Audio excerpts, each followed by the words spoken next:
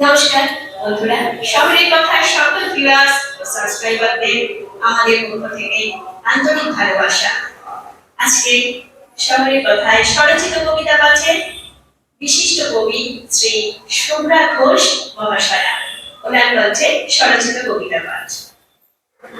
নমস্কার, আমি শুভ্রা ঘোষ। কবিতার নাম আবার যদি দেখা হয়।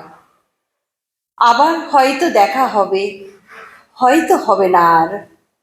মধ্যাহ্নের তপ্ত দুপুরে যখন ক্লান্ত গাভীটির মতো মেহগনি গাছের নিচে দুদণ্ড দাঁড়িয়ে জিরিয়ে নিতে চেয়েছিলে, সহসা গরম বাতাস তোমাকে ছুঁয়ে গেল।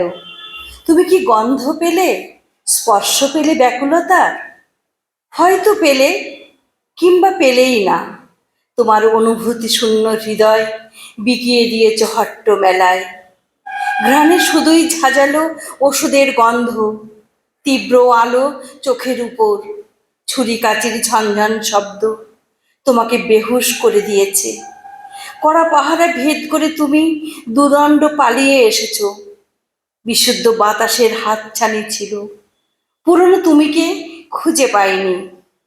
আবার যদি মানুষ হই, তুমি হয়ে নদী। যত জল নিতে চাই নিয়ে যাক কলসে ভরি। নদী তবু আমারই থাকবে, নদীর বুকে উঠবে না প্রাচীর।